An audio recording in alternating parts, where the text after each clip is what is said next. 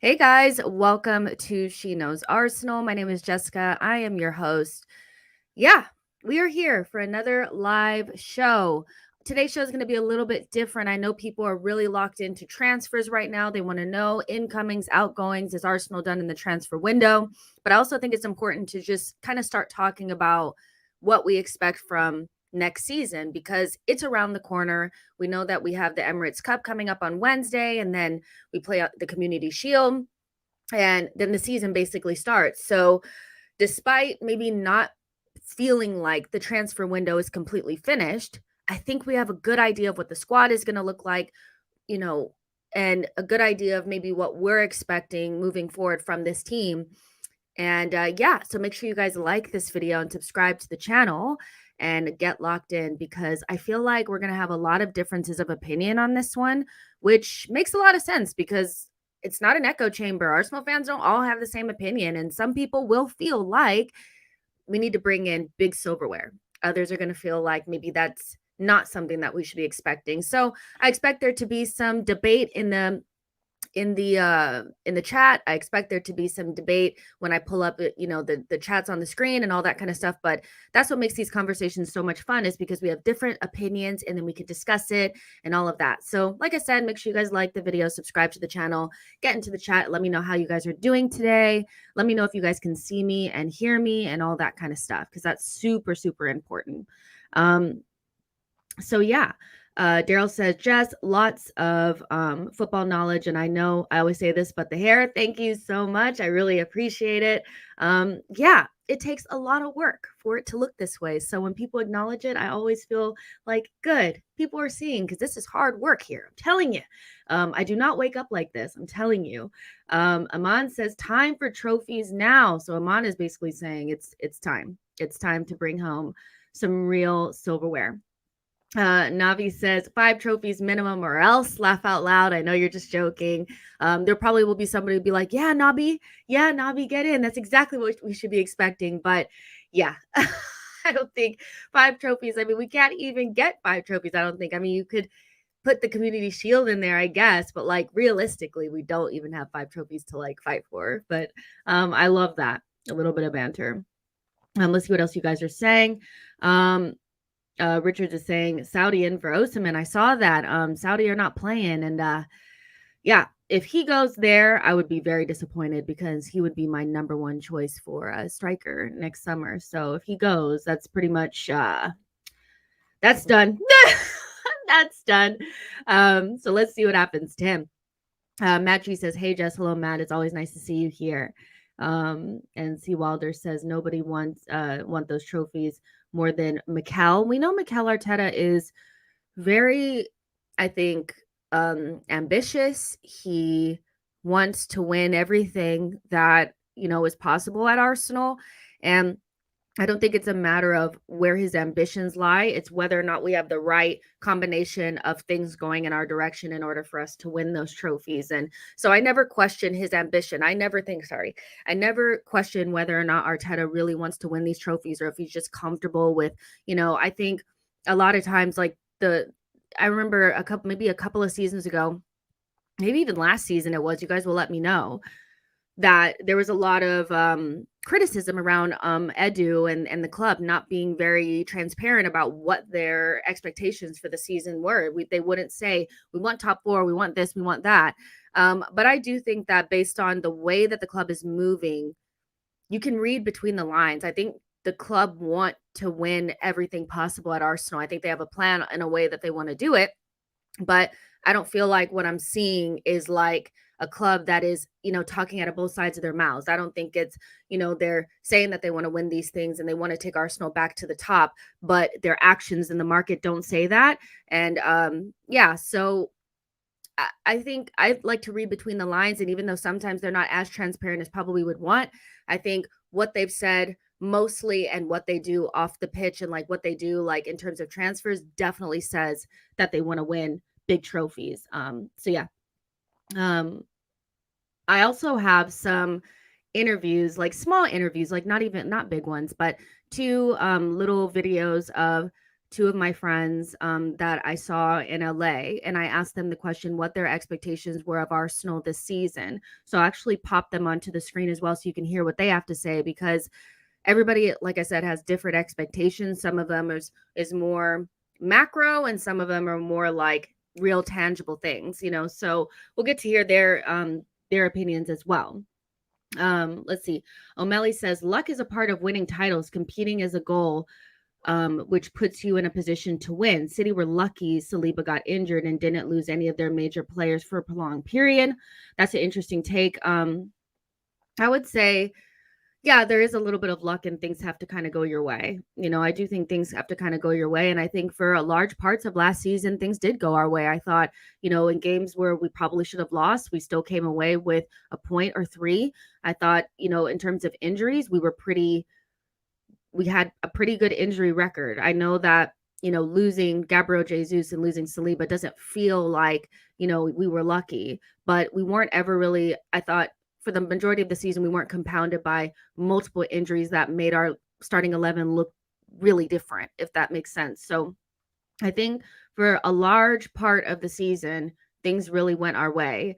But when you don't have luck, I still think you need to kind of push through it. And I think you need a little combination of luck, but also have the perseverance and the mentality to ride through periods where luck is not on your side. And that's one thing that I don't think Arsenal did particularly well. I thought we had the luck, but when things weren't really on our side, we didn't have the mentality to persevere beyond, those periods for sure. World Boss says, let's hit up the like button for Jess. Thank you so much. I really appreciate that. You guys, we just hit 18,000 subscribers. So every time that you guys like a video, subscribe to the channel, like the channel grows and more people see it. And and more people join the community. So you guys can do that for me. It takes just a second to like the video. And if you love what you're seeing, subscribe to the channel as well.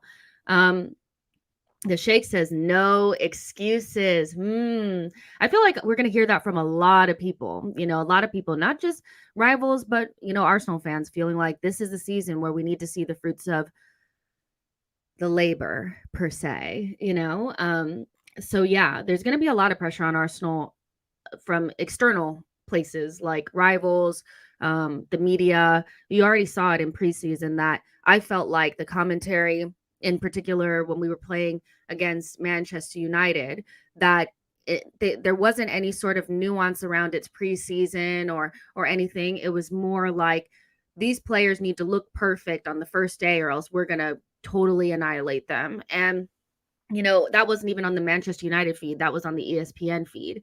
And it really was like Arsenal need to kick on now. And if they're not perfect from here, then we're going to start creating all these seeds of doubt and not give any sort of nuance to the fact that it's just preseason.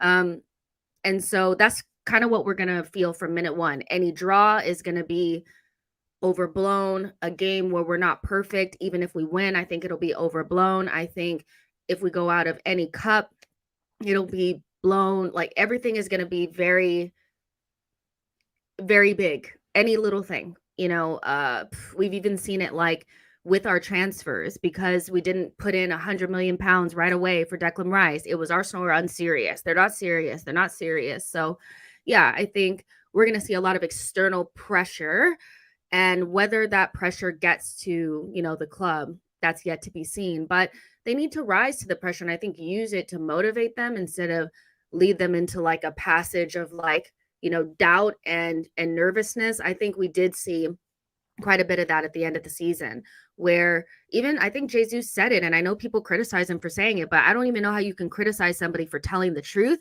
because he said straight up, they got nervous. They got nervous. They were scared. They lost confidence at certain points of the season. He also spoke very candidly about, missing Saliba. And so I think, Arsenal do have a little bit of a mentality issue when it gets into the pressure moments. And so the pressure is not going to go away. So they need to figure out a way to use it to motivate them instead of, send them into like nervousness and anxiety and mistakes. Because that's, I don't think we won't be able to do the young team thing again, and I think that's something that, towards the end of the season, I understood it. I understood that a lot of these players have not been in a title race before. We don't have the experience that Manchester City has. But at a certain point, these players will have played for 2, 3, 4 years together. They will have at least quite a bit of experience in the Premier League. And at the pedestal in which we have some of these players, we should have high expectations for them. So I don't think the youngest team in the league thing is really going to work for us this time around. I think if that's something that people are holding on to as like almost like a ready-made excuse if things don't go right, it's not going to run this time around. These guys have been in a title race before. They're top players. They played together under the same manager. They have that that cohesiveness. They have the experience together in a title race.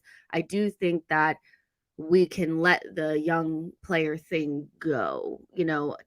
I do. I think that that's something that we definitely have to like put to the side. And as we rate these players so highly, when it's going good, we're telling everybody that Saka is the best. He's the best right wing in the world. Saliba is the best young defender in the world. Ben White is the best right back in the league. We're telling people these things, but then when shit hits the fan and things don't go right, all of a sudden they're young kids that don't need any expectations on them, right? So I think, yeah, it's definitely going to be one of those where a lot of the things that we said last season that I think we could maybe get away with, we won't be able to get away with this time around. And we've spent quite a bit of money. And I think that's a big part of it as well. The money that's been spent, the outlay, I would say even just beyond the money spent, I would say Arteta has a team that he has constructed, a team that is fully in his vision, the team that he wanted. He has his goalkeeper, he has his, right back / center back in Timber and White. He has Saliba. He has who he gave a new contract to. He has Gabriel, who he bought and gave a new contract to. He brought Zinchenko and Jesus from Manchester City. Those are his guys. So almost every single player in the team is either somebody that he's given a new contract to or somebody that he's bought on his own. And so, this is a team that, he's made, and so he should feel confident in getting the most out of. And so beyond just spending the money, I don't necessarily look at that much because other teams have spent so much more and achieved less. So for me, it's not the monetary value, it's the fact that this is his team and this is what he's wanted. So he should be able to get the most out of it, and he should be building a team that is going to win Arsenal trophies, right? So yeah, I think there's so many different things. The outlay, the fact that these are Arteta's players, the fact that they've been in a title race before, they've played with each other for 2, 3, 4 seasons. You know, I don't want to say no excuses, but I think we do have to look at this team and start to put some expectations on it and not always use the young players type of thing because, or, Manchester City 115 charges and all that kind of stuff, because this team could have won the league last season. I maintain that. I don't think this team, in terms of quality, I don't think this team was like unable to win the Premier League. I think it had every chance to win it. I think if we had had a stronger mentality down the stretch, and if maybe we had gotten a little bit luckier with injuries to Saliba / Tomiyasu, we could have won. So I don't think we're far off. I really don't think that Manchester City being so great means that we can't win anything. Do you know what I mean? So it's going to be a lot of pressure, but we should be excited to step into that pressure because once people expect you to win things, it's because they think you're good. They'll frame it in a way where it's like, it's because you spent all this money. It's because, Arteta's been there for 4 seasons. But what they're really saying is, it's because we think the team is very good. And it is. The team is good. The manager's good. And so we should expect it. Dev M says the league will be tougher this year. They say this every season. And usually it's the same thing. We expect everybody to be good based on their transfer activity. And then 1 or 2 teams are not as good as people expect. And there's always like a dark horse or somebody that comes out of nowhere. It'll be interesting to see what happens this season because everybody's saying that this is the season where everybody's going to be just as good as everybody else. I'm not as convinced that that's going to be the case, but what I do think is that it's going to be a tougher season for Arsenal, not necessarily because of competition necessarily, but because we have higher expectations of what we need to do in the cups.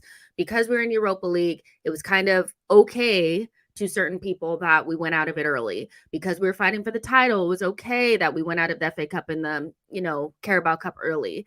That's not going to be the vibes this season. I think it's going to be Arsenal are going to be expected to go further in these cups, and so it's going to stretch the team a lot more. And the rotation and the squad rotation, and getting guys to be fit at certain periods of time, keeping guys in form, sitting guys down when they're not in form. That's going to be, I think, the main determining factor on whether or not Arsenal meet their goals or not. Not necessarily about everybody else. I still think the good teams are kind of going to be the good teams, and the not so great teams are going to be the not so great teams. I think we'll do predictions overall on another day, but truly, like, I think it's going to be like Manchester City, Arsenal, and Man United, kind of where they were. I think Chelsea will get better, but I don't think they'll be title race better. Liverpool are a wild card. And I think a team that can kind of throw themselves into the mix is probably Aston Villa. So we'll see what happens with that. C. Wilder says injuries, bad rep decisions, other teams having loads of luck, rough draw in the cup comps, plenty of potential reasons. Mate, you guys are talking to each other. Iman says thoughts on Jesus' quotes about last season. I thought he was spot on. I thought he told the truth. And I have a hard time understanding why fans don't like the truth. And I think it's just because the truth didn't make them feel good.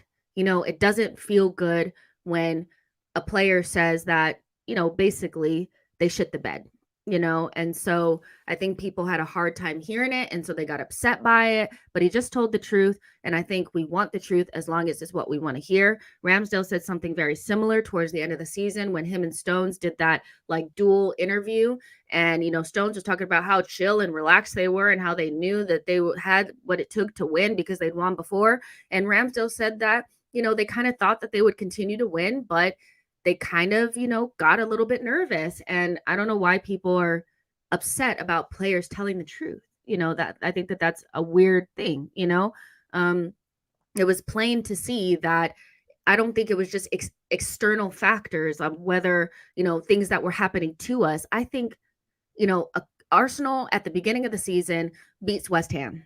Arsenal at the beginning of the season beat Southampton, and that team also had certain players out. It wasn't like we didn't have Eddie Nketiah playing certain games. It's not like we didn't have, El Neni and Sambi sharing minutes at certain times when Thomas Partey wasn't available. It wasn't like Zinchenko didn't miss quite a few games. So, you can absorb certain players in your team when you're confident you're playing at a high level and you're not nervous. When you become nervous, then things like Rob Holding being in the team, become a little bit more of like a stumbling block than they would have been at the beginning of the season. I think if Rob Holding had played the first 10 games of the season, we would have still won them, because that's how good we were playing and that's how confident that we were. So yeah, everything would have at that point, because of how pressurized the situation is, we would have had to have everybody perfect, fit, and ready to go. And we didn't have that. So yeah, but kind of going back to what our expectations should be, what should we expect? I think there's obviously like the macro parts of things where I think that one of my biggest expectations for next season is for Arsenal to be a good defensive side. I think minimizing the amount of goals that we concede from silly mistakes is definitely something that I need to see. I'm very much so a defense first person anyway. Like, I like a tight defense, and then if we score a goal or two, that's great. I love that Arsenal are free flowing. I love that we score tons of goals, but it really annoys me that we give away such easy goals. So there's the macro parts of things where maybe we want to see a tighter defense. We want to see the squad rotations better.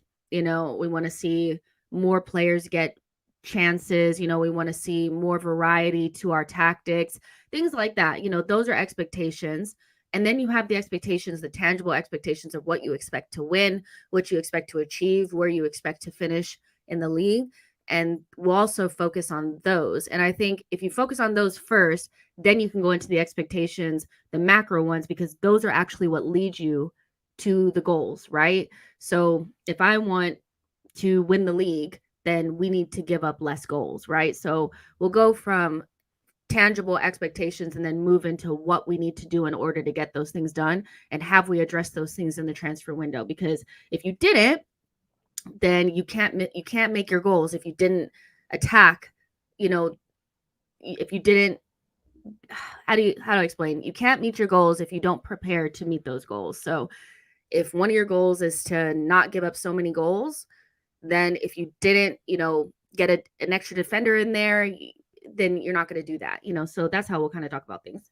So starting off with, I want to go into one of my friends that's actually been on the channel before. He was on the channel maybe a year or so ago, maybe a little bit longer than that. And his name is Omenihu. He came on to one of my, I think, phone-in shows, and I actually got a chance to meet up with him in LA. And he kind of gave me what his tangible expectations were for the season. So I'll go ahead and play that for you guys now.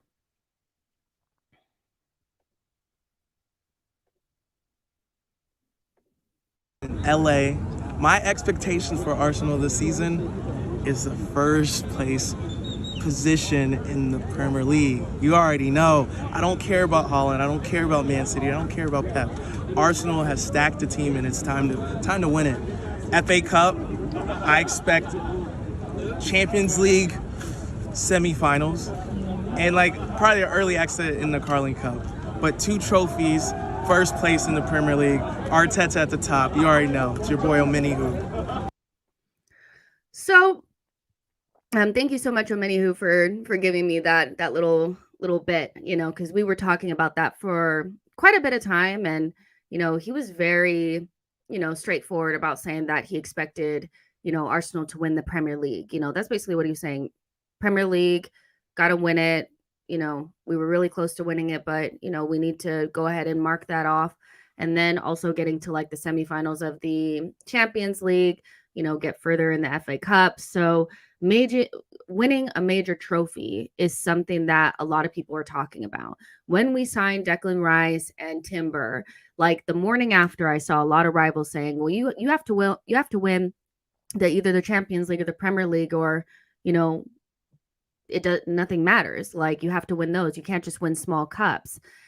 And I have mixed feelings about this. I really do. I have mixed feelings about this because I'm all about nuance and balance. I feel like, yeah, we need to win silverware, but let's say that, we have this debate in group chats all the time where, because Arsenal haven't won a Premier League in 20 years, then that has to be the standard. That's the only thing that we can win, or the season is a failure.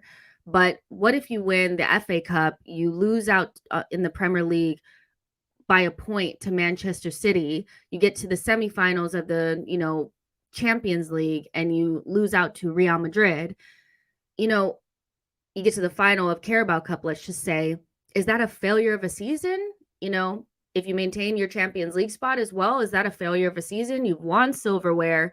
You've gone as, sometimes in cups, it's kind of a crapshoot, depending on who you get.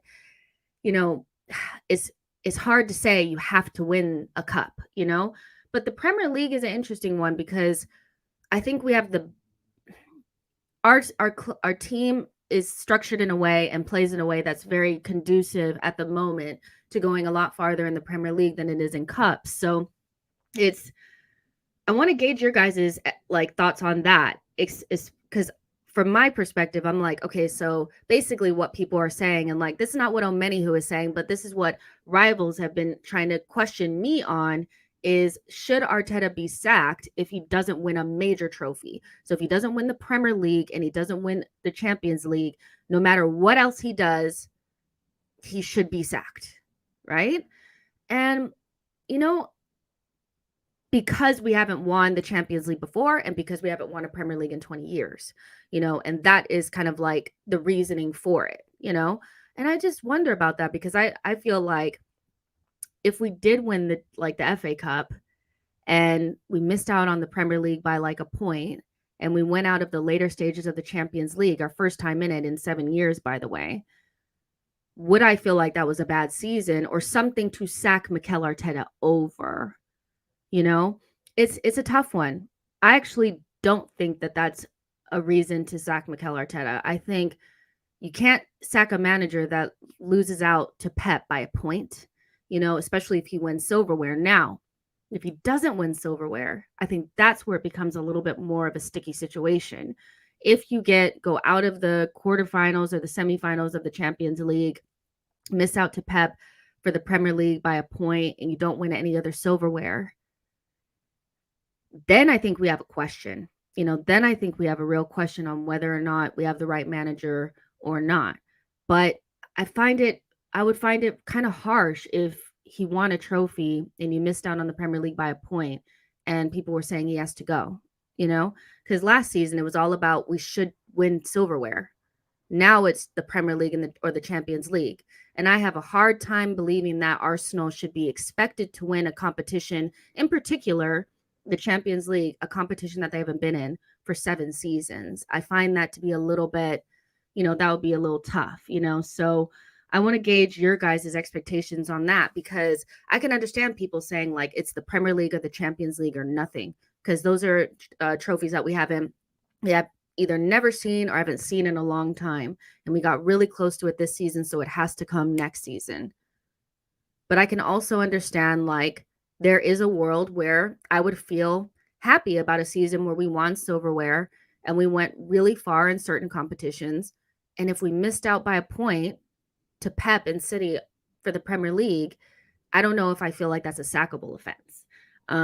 So yeah, it depends. I think another wrinkle to this as well is that last season it felt like we didn't take the cup seriously. And if we were to take the cup seriously and play really strong teams and get to a final and not win it, let's say we had a Chelsea season where Tuchel, I think he got to the Carabao Cup and the FA Cup final or whatever and lost it, I do think you have to consider that as well.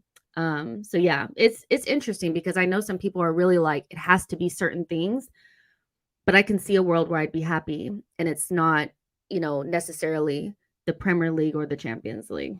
Let's see. Shane says we have a lot of FA Cups already.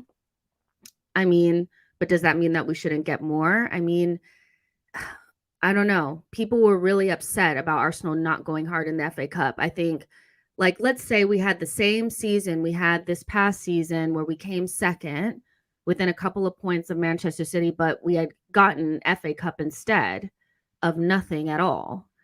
I think people would have been happy, to be honest. I think Arsenal fans would have been happy. So to say like we have a lot of FA Cups anyway, I mean, that doesn't mean that it's not important, right? Because I also feel that people are also discounting how important the FA Cup or, I think the Carabao Cup is smaller, but the FA Cup is a major trophy. So acting like we should not be going for it, or it's like it's just nothing because that's all we've kind of won in the last couple of years I think it's disingenuous as well. Let's see. Sleeping Buddha says Arsenal haven't seen any trophies lately. Beggars can't be choosers. Mosan says you cannot say we are building up and then say, yeah, if we finish in the same position or worse, we are okay. Well, no, I'm not saying if we finish in the same position or worse, we are okay. I'm saying if you finish second, but you also won a trophy, you had a better season than you had last season. So how's that the same position or worse? Aha says, so let's add some more then. Why would we not want to add more? Exactly.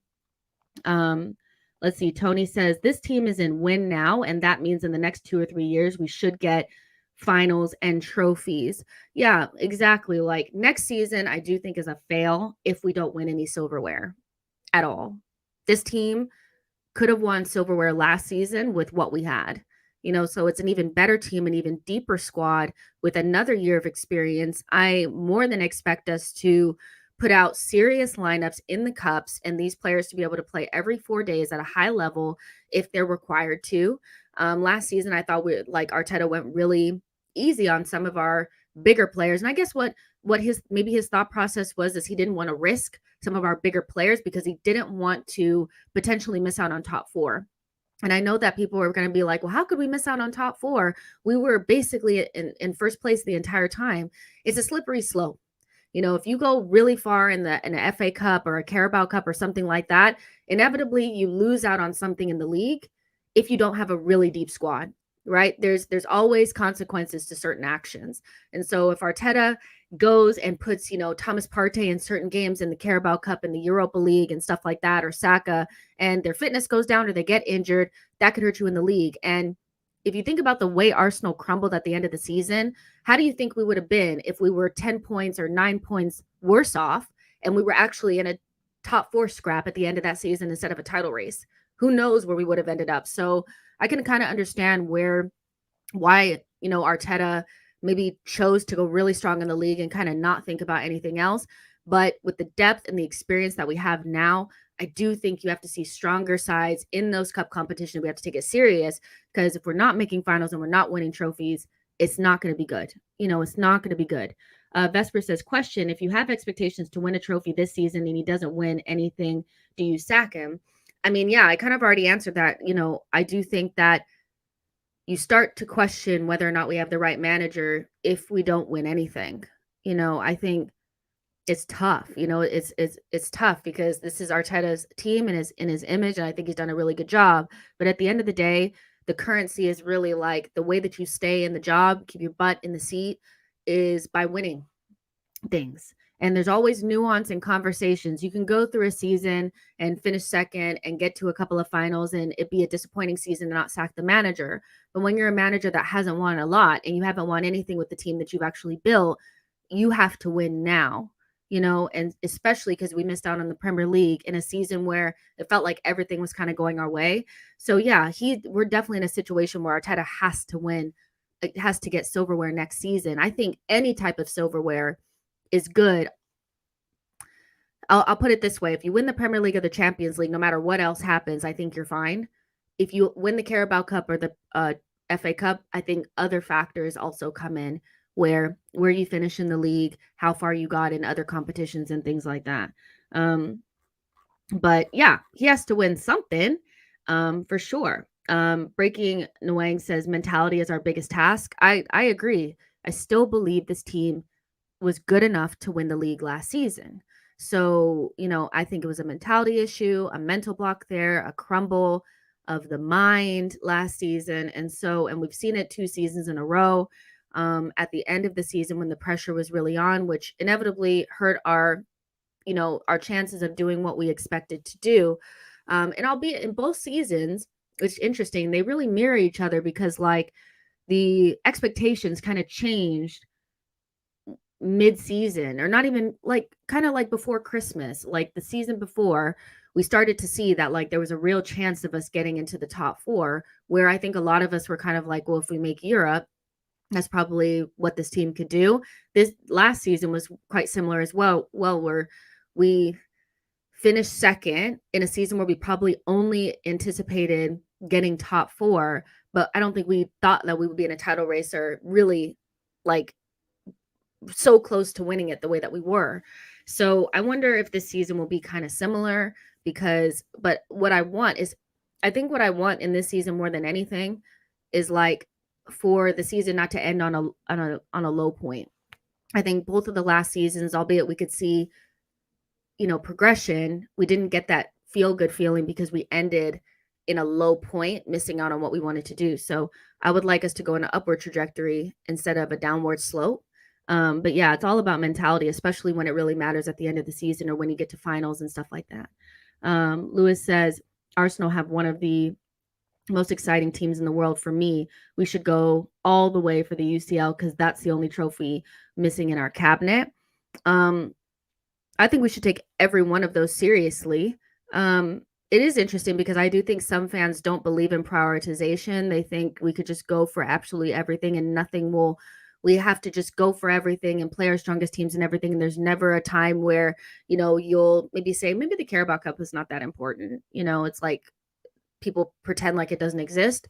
It's going to be interesting to see where we prioritize this season. I think we will prioritize the league because we cannot be outside of the top 4 or the top 5 next season. I think the first 5 positions get Champions League next season. So Arsenal need to be a consistent Champions League qualifying team next season. Like we need to maintain that. So I think we will go hard in the league. I don't think we'll be able to go as hard in every single cup, but it'll be interesting to see which one we prioritize.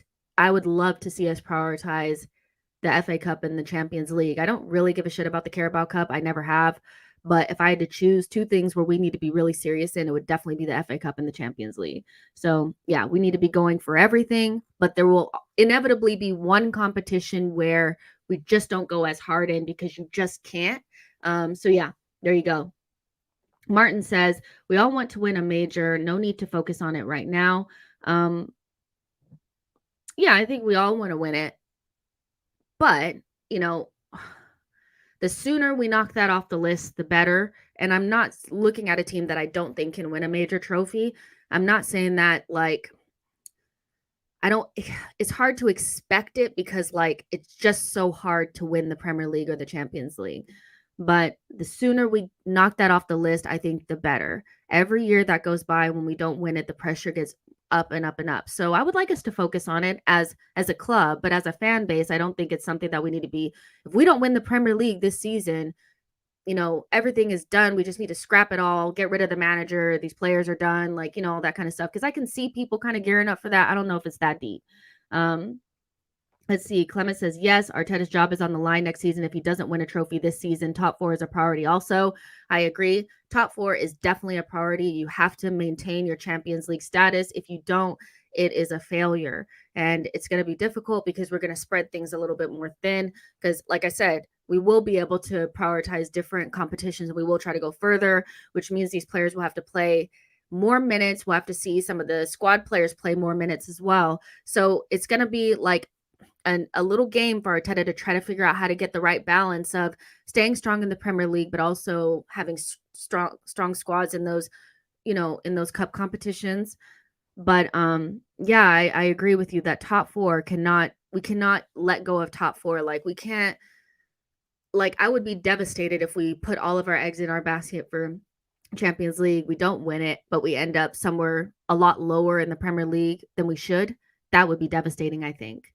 Warren Grant, thank you so much for your super chat, says, I'll only take just an FA Cup Carabao Cup win if we lose the league by a point or two on the last day and fight till at least try to win the Champions League. I think we're on the same page there. That's something very similar to what I said. The FA Cup and the Carabao Cup come with an asterisk. Like it's a good thing because you've won silverware, but like winning that, you would also start to look at the other things and see how that all adds up. How far you went in the Champions League and, really pushing whoever's going for the Premier League as far as possible. If we don't win it, it would definitely be something that I think people would look at. So I agree with you 100%, 100%. Let's see. NT says, if you are constantly engaged in whose head should roll conversation, you are not enjoying the game. Yeah, like what I would say, that I like that you said that, because like one thing I will say is that the way that the discourse that we have online, especially like on Twitter and YouTube about Arsenal, is completely different to how fans that actually go to the games feel. They enjoy the shit out of the games. They're very happy with Mikel Arteta and the direction that we're going in. And from basically like the polls that they did for the Athletic, you can see that the majority of the fan base, is not on Twitter, right? The majority of the fan base is spread across, like some of them don't even have social media. So when they did that poll, it was like a 72% happy with the club and Mikel Arteta success rate. So the discourse that we have is completely different. And so even though I'm getting this feeling online that like if we don't win this and that, people are going to want Arteta out, I have a very hard time believing that it'll turn in the stadiums. And if it doesn't turn in the stadiums, it probably won't happen.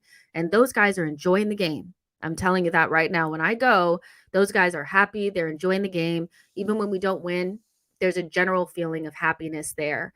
So it's going to be interesting to see how things are perceived, because as long that when the fans are happy in the stadium, it's very difficult for the fans online, I think, because they feel differently. They're like, why are they not upset like us? Because they actually sit in the stadium and enjoy the game with their family. There's a completely different side of football that doesn't exist online. That's about community, enjoying the game with family, traditions, and stuff like that. And I think people online sometimes forget that. it's interesting. Shane says the 3 drawn games last season will haunt me forever. I think it'll haunt a lot of the players too, like Odegaard has spoken about it, Saka's spoken about it as well. Like, I'm sure it was really difficult for them, and it was difficult to watch. I'm sure being on the field, on the pitch, in the stadium as our season is crumbling was probably more difficult than watching it. Do you know what I mean? Shane says the title was so close, need to get ruthless. Clement says we are not ready to win the Champions League this season. Still need to get in quality difference makers in the team next season. Nabi says Mikel built all this team on his own. Great manager so far, but success is measured for now. Yeah, and it's definitely win now, and people are going to start really trying to figure out how good Mikel Arteta is, more based on what he wins as a manager versus rebuilding a team and a club that was really in a dark, dark, dark period. Will Z says we're getting there. It's taking a long time, but it's just great to see us improving every year rather than declining every year. And I also think people forget how bad we were, how poor we were, how deep, dark, depressing it was. So yeah, some people are just kind of happy that we're not in that period anymore, and then others are trying to push for more. I think there's a healthy balance between being happy where we are and happy that we're improving, but also realizing that we need to push for something more too, because this team deserves it too. I think they deserve the expectation because they're good enough, and I'm sure that they're in the dressing room also talking about what they want to win. I think it's okay to have those conversations now. Yo-Yo says I have separate expectations and demand for the squad and the manager, because I believe the manager has to actualize their potential before the squad does. It's interesting. You've always kind of spoken about, Mikel Arteta being probably the biggest part of this project, more than, the players and things like that. I have just expectations in I have expectations of the club and what I expect from the club for next season. But what I want to see from Mikel Arteta really does feed into how we get to those goals. And Mikel Arteta has a lot of growing to do, because I've seen him kind of grow, but there are things that were, and I know you've said this too, Yo-Yo, that there's things that were there at the beginning that are still there, that are still question marks. One of them being managing the gray areas of the squad. I didn't make that up. The gray areas thing, Tim Stillman on the Arsenal Vision podcast said it first, and it made so much sense to me. The gray areas of the squad, the guys that don't always play, it feels like they're not connected to the team when we need them to be, and it's very difficult to rotate the squad when you have guys coming off the bench that look so out of form, with no confidence, feeling looking like shadows of themselves. And one of my things from Arteta is if he doesn't get that right, we will not meet our goals. We won't. If you have guys like Vieira and Smith Rowe, Trossard, these guys, quality players on the bench, but when you use them, they look like a shell of themselves. I don't know if I can always blame it on the players. I think the manager needs to figure out a way to get these guys motivated and into what we're doing, even when they're not playing. So when we do use them, they look good, if that makes sense. And some of that is going to be using them for multiple games, giving them more minutes, sitting some of the starters down, creating true competition for places, and rewarding guys by what they've actually done on the pitch. If they had a good game, they should feel like they have an opportunity to play in the next game. And I think last season it kind of was well, I know I played well, but I know I'm not going to start next game anyway because so-and-so is going to be back. And I think that's something that he definitely has to work on. If he doesn't get that right, we will not win anything. We won't win anything. Harm says, I take top 3 and Champions League semis, top 2 and quarters. I expect big things from next season on when we land our world-class 9 in summer 2024. Yeah, big expectations of the team. To me, it's all about nuance and context as well. And I know people don't like it because when you add nuance and context and have any sort of balance, certain people get upset because it doesn't fit their agenda and their narrative. I'm never just going to go off of like I'm never going to just, go after something and like give you guys a definitive like if he doesn't win this Champions League or the Premier League, I want him sacked because I need to see how the season panned out and why things happen the way that they happen before I say something like that. But you guys know if I don't think Arteta is the right guy for the job, I will say it. So at the moment, I think he's the right guy for the job. This is a big season for him. He needs to win silverware, and then we go from there. I think that's super important.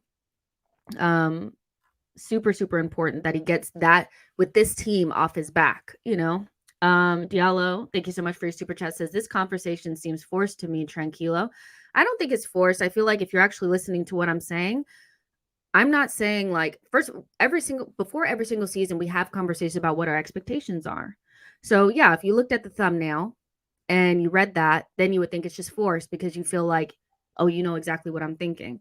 But actually, saying he needs to win major trophies is something that not I haven't said, but a lot of Arsenal fans, and in particular, Omeni, who I spoke to, said.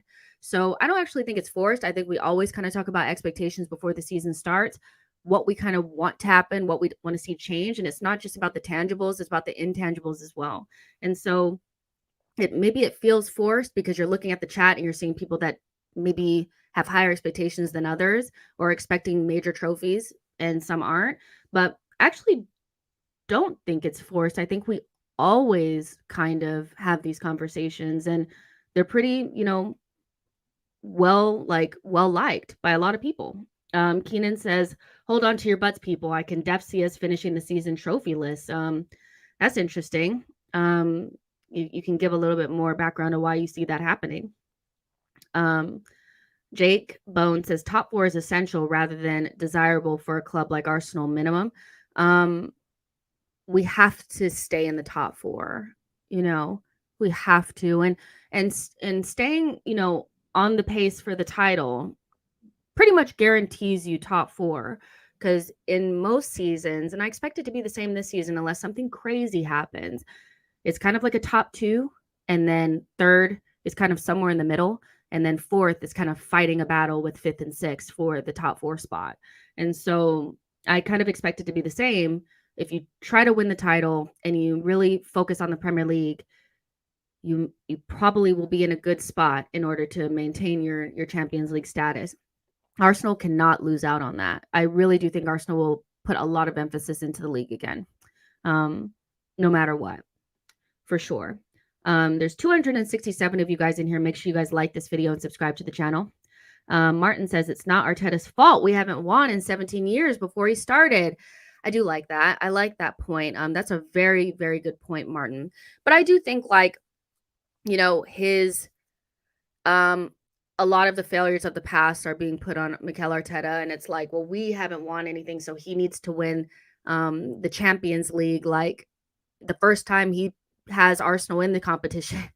I think that's very like unfair. That's why I do maintain it's silverware no matter what it is.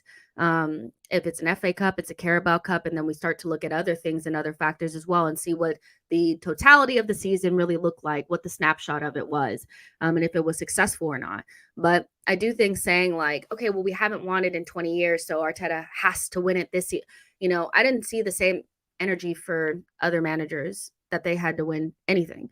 Even with like Emery, nobody was saying in his first or second season that he had to win the Premier League.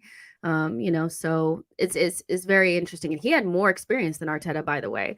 So yeah, I think that's a very, very good point. But I also think like, what do you think Mikel Arteta would say? I think he would say that the requirement for him is to win the Premier League or the Champions League or a trophy or something like that. But I totally get your point. I think that's a very good rebuttal for people that are saying like Mikel Arteta has to do it this time around. I think that's a very good point. Yo-Yo says this squad needs silverware. The manager needs to perform come May. Yeah, I think this team does need silverware. I think the players need it. They need to feel like it's all good and well and fine. I think for the players to feel like this is the right place for them to win silverware and progress their careers and stuff like that. But we are in a situation as well contractually with certain players, in particular, I think William Saliba and Bukayo Saka, where, if we aren't winning trophies, then at a certain point they will start to look at other places to be at. And so I think, they need to take it upon themselves to win trophies, but overall this team needs to, it's all good and well and fine saying it, but it also needs to come to fruition for sure.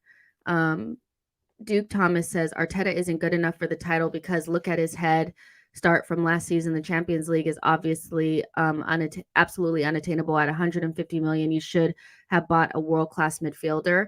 Well, I mean, who could we have bought for 105? Like, here's the thing is like people say that, but then they don't actually think about what they're saying. So there's certain players that are unattainable to you at a certain period of like in your trajectory. And so Arsenal can 100% attract the best up and coming midfielders in the world. And Declan Rice is on the cusp of being a world class midfielder. He's not world class at the moment, but in a year or two, he can very well be considered that. There's no reason why a Manchester City or a Bayern Munich would be looking at a Declan Rice if they didn't feel like he would eventually become world class. But no, you're not going to walk up to, you're not going to walk up to Barcelona and take one of their best midfielders. You're not going to walk up to, Real Madrid and say, "Hey, give me give us Cruz, give us so and so." You're not going to walk up to Bayern Munich and say, "Give me Kimmich." You're not going to do that. It's for Arsenal, that's not realistic. And so if you can name a world-class midfielder that would have been attainable for Arsenal at this point in our thing, let me know. And that would also take us up a level indefinitely. I think there's probably only like one or two you can think of. Maybe Barella is probably like the only one. But you spend like top dollar now for potential players that are on the cusp of becoming something, and then you work with them. I don't think Arsenal did anything wrong by bringing in Declan Rice. And I think people that are trying to convince themselves, I feel like the way that you're speaking, you're probably a rival and not somebody that follows Arsenal, is people are trying to make it seem like we didn't spend well because we bought Declan Rice for such a big amount of money. Then why was everybody else interested in him as well if he's not on the cusp of being world class or he's not going to make a difference? I think you look at even like Chelsea, they bought Enzo. He's not world class, but they bought him for 100 million. If they buy Caicedo's not world class. You're going to spend 100 million. People were happy to spend that. So I think people are backtracking now and trying to make it seem like Declan Rice is not a good player and that we didn't spend money well. But buying somebody that's on the cusp of world class, that can play multiple positions, that definitely improves the squad and that other top teams wanted, can never be looked at as a mistake. It just makes no sense. Like it just doesn't. Clock Orange says Barcelona would sell FDJ. He is world class. Would he do anything better than Declan Rice would? I don't think so. Not in the Premier League. I think they both do quite similar things. I think Frenkie de Jong is a good ball progressor, a pretty good dribbler. He's okay defensively. I don't think he's a world-class passer in any sort of way. He definitely is not a goal threat. And so I still feel like we probably did better by getting Declan Rice because he can fit in two positions very well. He's more of an athletic, physical animal. And so, yeah, I still think we did better with Declan Rice. So you have Frenkie de Jong and maybe Barella. That's two. That's two. And I don't necessarily feel like either of those players I would take above Declan Rice. It's very interesting that people are now backtracking on Declan Rice. It's like when Manchester City were about to get him, people were saying this is he's perfect. He's going to do this. Him and Stones next to each other. It's going to bang. Makes so much sense. Arsenal get him. I don't think he spent very well. It's nonsense. Diallo says they'll be more hungry after last year's pain. I hope so. Let's see. Nabi says Deco is burning up the midfield for Arsenal soon. Deco be burning up the midfield for Arsenal soon. Nobody will get easy. Oh, Declan. Nobody will get easy over the top balls of Arsenal again. I think people saying like all of a sudden that spending, that was like before the window starts, Arsenal need to get their primary targets. Arsenal need to show that they can spend big. They need to buy this player. They need to buy this player. And then we do it. And then all of a sudden that player is no good anymore. No. And if you look at, especially like Frenkie de Jong versus Declan Rice, I think the main differences between the two of them is I think Declan Rice physically, athletically is probably a better fit for us because if you don't want lightweight, then you probably don't want Frenkie de Jong in your midfield. And a lot of people complain about Kai Havertz. So you probably don't want him either. So there you go. But yeah, so for me, I think you know, I understand a lot of people's kind of like feelings on feeling like we need to win a major trophy. And I want Arsenal to push for the Premier League 100%. I actually want us to focus very heavily on the Premier League because we need to make sure that we make top 4. And if you are fighting for the title, you're going to make top 4. So that's super important to me. But winning silverware, no matter what it looks like, is so important. Especially I have a very close affinity. Like I really love the FA Cup. I think it's a beautiful trophy. It's a beautiful competition to win. And so if we could add another one of those, that would be great. And then we can see what we do in the Champions League. My thing about Champions League is it's such a crapshoot. Depends on who you get. And Arsenal, I do think, have to be in the competition a couple of times before they can expect to win it. I think this thing about being out of it for 7 seasons and then just going in there and just winning on the first try is a little, look how long it took Man City to win it. And they've been better than us for a long time.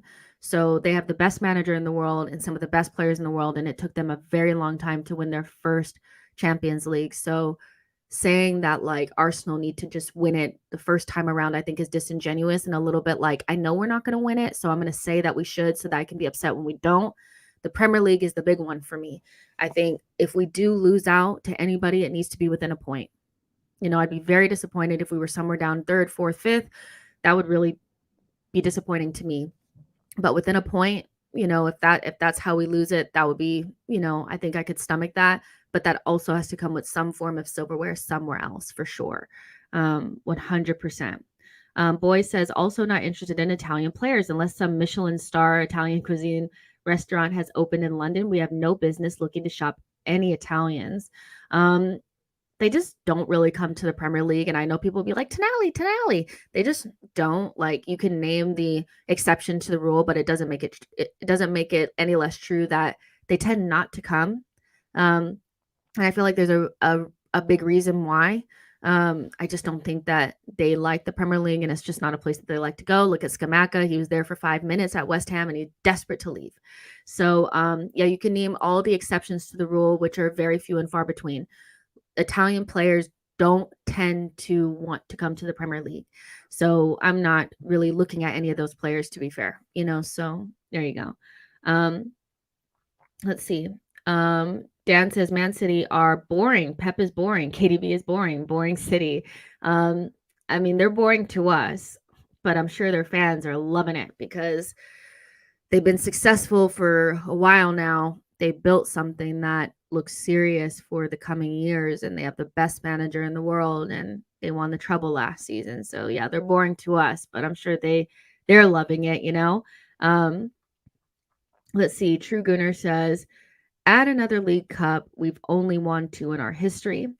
I wonder if that's because we tend not to be as good at the beginning of the season. We tend to like gear up. That's what it feels like to me. It feels like we don't really start well, and then we get kind of a lot better like midway through the season, and by then we will have crashed out of the Carabao Cup. I wonder if that's why, but I mean, I would take that. I would take that, winning the Carabao Cup as well. Clockhorn says, Jess, Declan is a great signing. We need a left center mid. We need Frankie de Jong, and Frankie de Jong and Declan will cook. I'm not convinced that we need Frankie de Jong, to be honest. I get what you guys are saying. I feel like people are just unconvinced by Kai Havertz and whoever else we have for those positions, but I actually think those players will be just fine. I think they'll actually do well in the system that we play. So I don't think we need Frankie de Jong. I think we want Frankie de Jong because we want as many good players in our team as possible, but I don't see us going to Barcelona at this point saying, hey, we have 75 million to spend on Frankie de Jong. Like, and we would have to have quite a few people leave in order for that to come to fruition. Like one of or both of Fabio Vieira and ESR, I think, would have to go for that to make sense. And I don't see them really leaving at this point, like not imminently. So, yeah, I get feeling like we want as many good players as possible and just kind of like football managing, like FIFAing our way to a lineup that feels super good. But actually, I think Tony actually makes a really good point. Actually, what would be perfect in that left 8 position would be an Aaron Ramsey regen. I don't think it's a Frankie De Jong. I think Frankie De Jong is very good. He's good at a lot of things, but kind of like a master of none. He doesn't carry a goal threat. I don't think his passing range is particularly spectacular. I think he's a good dribbler and progressor of the ball, and he's a good player, a top player, really good for Barcelona. But what we would really need is somebody in that position that scores goals, box to box, quite creative. Aaron Ramsey regen would actually be a better fit, and I don't think Frankie De Jong is anything like Aaron Ramsey. So yeah. Let's see. Diallo says Jorginho in particular is fantastic squad option. Top pro, always available, good for the kids, can play Arteta ball. I like Jorginho. I was very against the signing when we first did it. I didn't like it. I was like, because obviously when you go from Caicedo to Jorginho, there's going to be a lot of disappointment for sure. And you don't want any more Chelsea players. Like I think ultimately, like a lot of Arsenal fans are just very skeptical about bringing in those players. But I think Jorginho has done a good job. I think he's been good. So I think him taking the El Neni role is perfect for him. A good guy to have around the squad, but ultimately has way more experience, way more pedigree, and is just an overall better player. And I think that makes a lot of sense for Arsenal at this point. Let's see. You guys, in the comment section, in the chat, let me know straight up what your expectations are in every single competition, from Champions League, Premier League, what do you expect, Carabao Cup, FA Cup, and, any like kind of intangibles, if you expect us to score 100 goals in the Premier League this season, if you expect us to give up less than 35 goals, like anything like that, that you can think of. I want to see in the chat you guys give like very like kind of specific what you guys expect. I want to put some of these up on the screen. Elliot Roberts says, according to Clive from Arsenal Vision, we have an Aaron Ramsey regen, and his name is Kai Havertz. I'll need to see it. I think he needs some work. I think he needs some more coaching in the 8 position. I think he's done well so far. Nothing spectacular, but there's been flashes of a player that could do well in that position. My thing about Kai Havertz is getting him to a place where he's reliable in build up, and that he's at the right place at the right time, which he seems to kind of have that about him, and just get him to kind of like have a little bit of agency himself. Like I think we kind of saw it against Barcelona when he kind of passed that ball around. I think it was it Dest or something, and ran on the other side. You want to see some of that individual quality kind of come out. And, we see a lot of our players kind of work within the patterns, and that's fine. But I think in that position to really excel, you're going to have to see some of his individual qualities come out. And that's going to take him having confidence and, being not afraid to try things. And if we can get any version of the Kai Havertz that played at Bayer Leverkusen, I think we're in a really good position. But I think he's still a ways off from that. And he's definitely not showing signs of an Aaron Ramsey regen just yet, but we'll see. I think that's a little far for me just yet. Let's see. Keenan says Premier League second. So as long as you come second, that's what you're expecting. But will you be happy with that? Clock Orange says win the Premier League, Carabao Cup, compete, FA Cup, last stages, Champions League, minimum quarterfinal. That's a good one. I like that. Tony says the exact details depend on so much. What if we get the group of death in the Champions League, or City and Pool in the FA Cup? Salah goes supernova. We should compete, but we aren't the best team in Europe yet. That's a good point. I think with the cups, it's so difficult to say you expect to win them because you don't know who you're going to match up with. If we get to the quarterfinals and we get Real Madrid, my expectations of getting to the semifinals are going to kind of dwindle a little bit. I'm not going to lie to you. Like I'm going to be a little bit more, cautious about how I feel. So yeah, I do understand what you're saying. Martin says CL semifinal, FA Cup final, challenge for the Prem, 100 goals, 3 losses max. Yeah, I think we did a good job turning our wins into our losses into wins. We really tend to veer away from draws, don't we? We're kind of like you either win or we lose. But last season, it seemed like we turned a lot of those games that were losses into wins, which was really good. I would love to see 100 goals from this team in the Premier League. That would make me happy. And way less goals conceded. I thought we were defensively poor. We weren't going to win anything with the defensive record the way that we were going. Terry Grant says 4 years on the bounce, winning nothing. Is that what your expectation is, or what? What's going on? Keenan says second. You said Premier League second, Champions League quarters, FA Cup first, Carabao Cup third. Clock Orange says Kai is not a dribbler. No, I don't think he is. Tony says Premier League top 3, CL knockouts, FA Cup semi-final. Yeah, I mean, a lot of people are kind of saying the same thing, want to be really competitive, want to see us go to the latter stages of certain competitions. Says score 90 plus goals, concede less than 30 goals in the Premier League, 28 wins plus, probably ideally 0 losses, but no more than 3 or 4. And if we go back to kind of like our record last season, let's see, table. Let's go back. Isn't it crazy that it's 2022, 2023? Like that season went by and like we're going to be in the 2024. It's just crazy. Time goes by so fast. Yeah, we had 6 draws and 6 losses. So, and City had 5 losses. We had 26 wins. So, yeah, if we could get to, make like 28 wins, no more than 3 losses, that would be great. And the goals against, my Lord, if we could get that down to 35, like that would be a joy for me. The goals that we were conceding were just silly. They really were. Like we were so high up there in statistics for individual errors. I could name so many off the top of my head. It's actually insane. So yeah.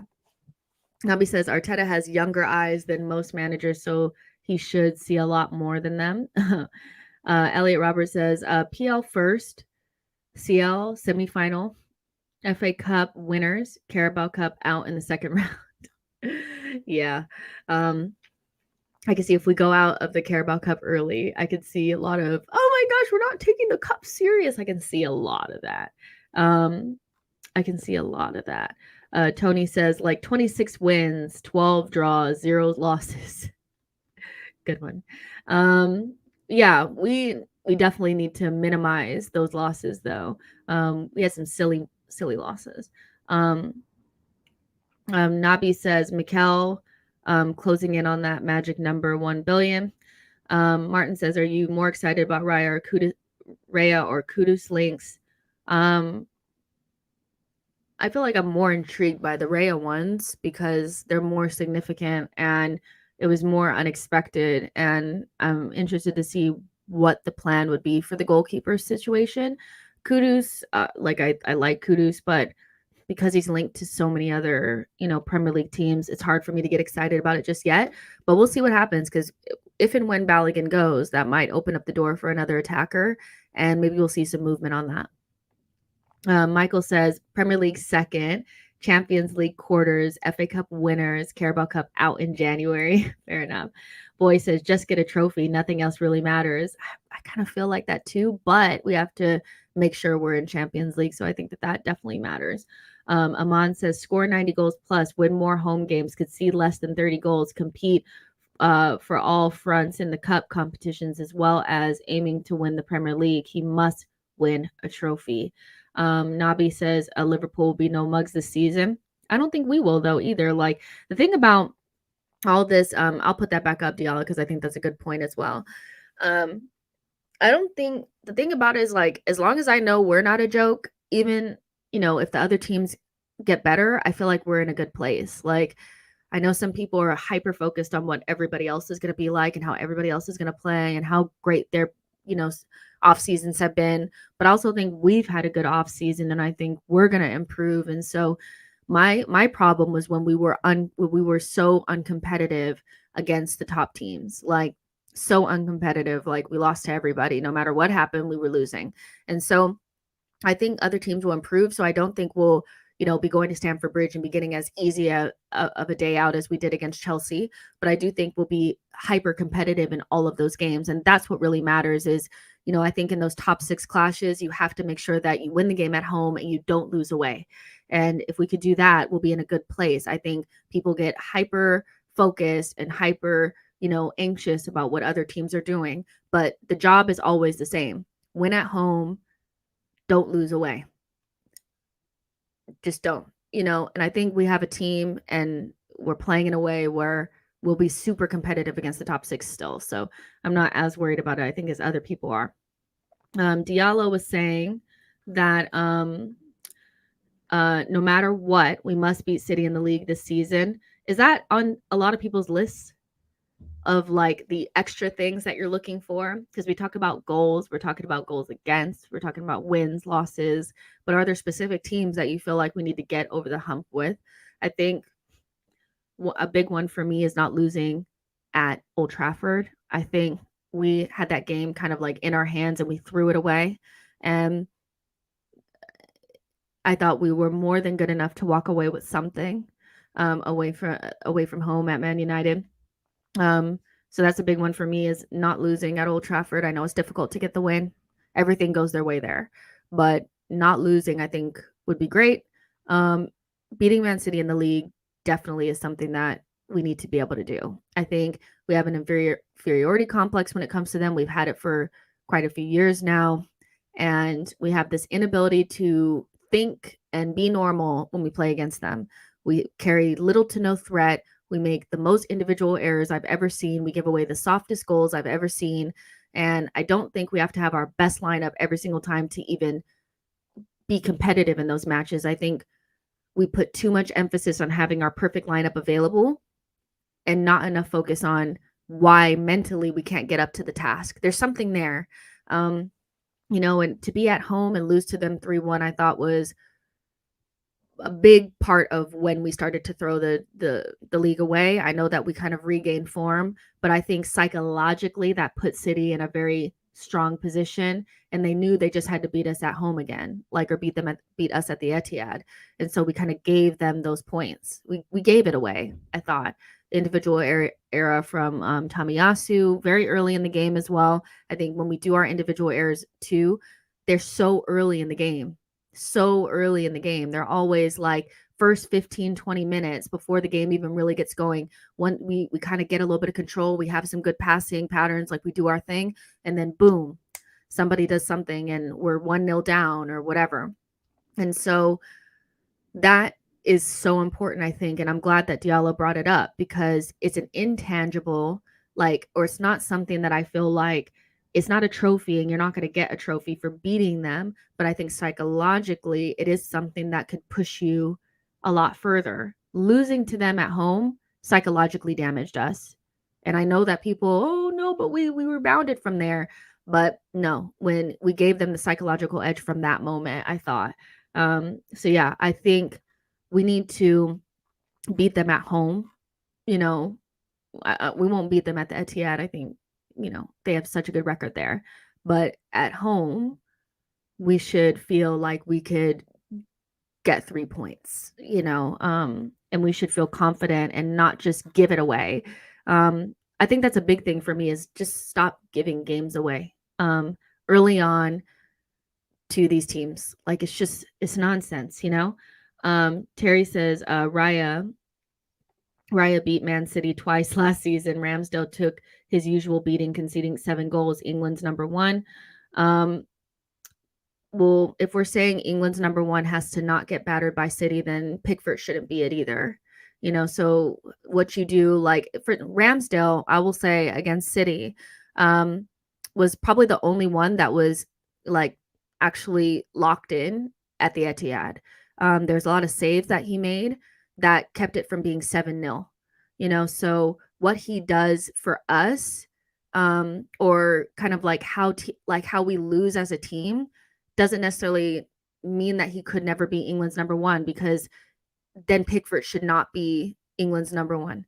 So yeah, that to me, that doesn't hold any bearing to being England's number one. He made a lot of really good saves at the end of the season. He made some mistakes, but he also kept us in games. So not sure what that means. You win as a team and you lose as a team. And against Man United or Man City, I don't find Ramsdale to be that culpable for either one of those games. I think it was lost before we even walked out of the tunnel. Aman says, any expectations of certain players? Yeah, expectations for certain players are definitely on my mind. Just roughly, I have an expectation of Kai Havertz to either match or beat Granit Xhaka's goal and assists for last season. I think he had 14, like 7 and 7 or something like that. And so I expect Kai Havertz to, at the very least, get that or beat it. Saka, I'm expecting 15 and 15, 15 goals at least, 15 assists, or at least 30 goal contributions, however it stacks up. 20 goals from Martinelli. I think he can do it. I think he's so underrated, and I think he can get 20 goals as long as he's playing and he's fit. I would say I would like to just see less individual errors from Gabriel. I know that it may seem harsh pulling him out of the group, but I think when I think about individual errors, especially at the beginning of last season, he really stood out to me as somebody that did a lot better towards the end, but definitely needs to cut that out of his game. If he's going to be considered world class, I think at a certain point in his career, then he can't have those big moments that really stand out. And we'll see with everybody else because it's hard to, I can't really gauge who's going to start at, the DM position right away. And it's hard to have like any expectations goals wise with Rice or Partey, not knowing where they're going to play or how much they're going to play or anything like that. But definitely just off the bat, like I have very high expectations for Saka and Martinelli. Odegaard, I expect his goals and like his goals to go down. I expect him to be less of a goal threat next season because I think he'll be playing deeper. And I think that was kind of like the reason why nobody's gonna like that record is so hard to beat is because it's very hard to do as a midfielder. So I still expect Odegaard to be around 10 goals, but definitely not like 15. Gabriel Jesus, I expect at least 15 goals. That's kind of where I'm at with those guys.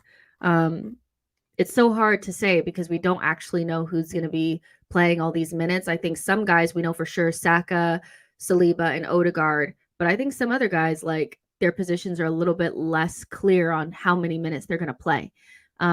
People are saying Trossard. I think he's a wild card. I think he's somebody that will get a lot more minutes this season than people are expecting.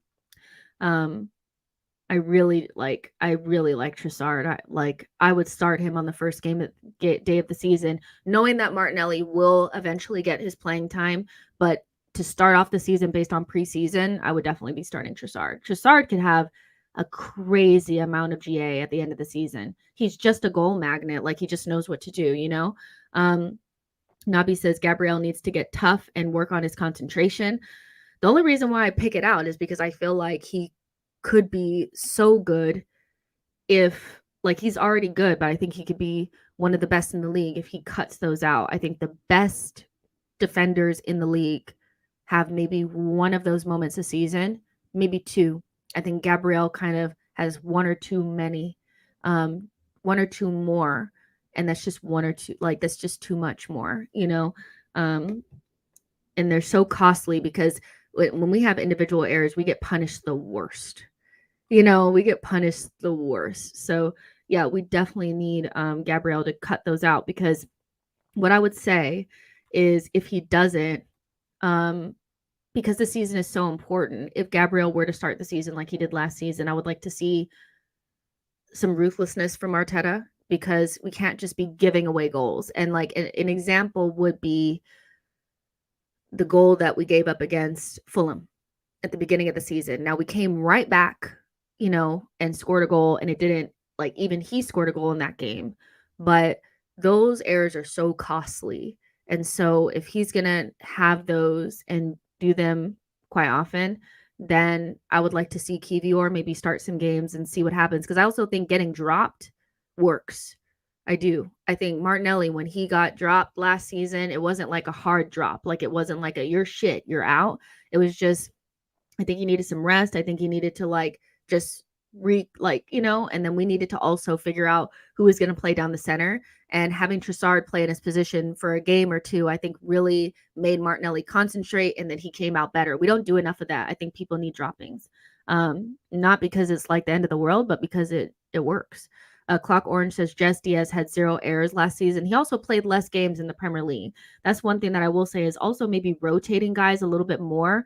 They don't get that mental where they just get complacent or whatever. But yeah, like he had 0 errors and he's one of the best in the league. I would say I could think of 3 from Gabriel off the top of my head. So yeah, but there's definitely individual things that I'm looking at. There's definitely like holistic things I'm looking at. And I know there'll be so many differences of opinion because we're not an echo chamber. Like all Arsenal fans have differences of opinion, and that makes sense, right? Because there's millions of us. But what I will say is, like, from my perspective, what I expect from next season is for Arsenal to maintain their Champions League qualification. And I think the best way of doing that is putting a lot of emphasis on trying to win the title. And if we don't win the title, we need to be within 1 or 2 points. I think anything below that, getting into like being way off of the pace for me is unacceptable for this team. I expect us to go far in the cup competitions, the domestic cups. I would like us to win one of them. I don't want to say I'm expecting, but I would love for us to win one of those domestic cups, whether it's the Carabao or the FA Cup.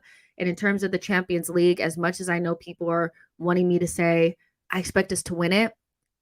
If you look at City as an example, it's very difficult to win it when you haven't done it before. Like you need a couple of times, but quarterfinals is probably the sweet spot for me. And depending on who we get in the quarterfinals, I will adjust my expectations from there. But definitely maintaining that Champions League spot and getting a domestic trophy at the very least is definitely my expectation for next season. If it doesn't happen, we need to have probably some uncomfortable conversations. But yeah, those are my expectations for next season for sure. Aha says Arteta needs to rotate smartly in game and in between games and trust players like the January signings. Nelson, ESR Moore, he didn't use January signings enough last season. Help take load off Saka and co. I agree. I do.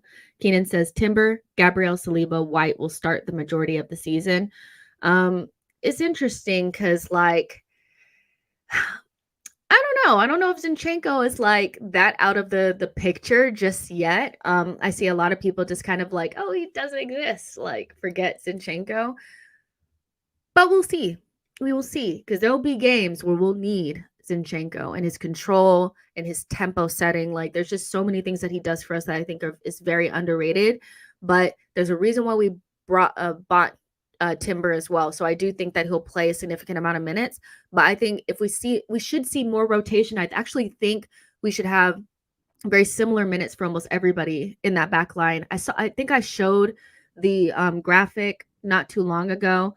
I'll actually look for it really quick before we get out of here. If I can find it, if I can't, no, it's not here. But there was a graphic that showed the differences of the amount of minutes, or not amount of minutes, but the amount of starts that Arsenal had versus City for their back line. And almost every single City player, except for like Laporte and one other, had almost the same amount of games started. Where Arsenal, it was very heavy. It was very heavy, like Saliba, Gabriel, White, and Zinchenko.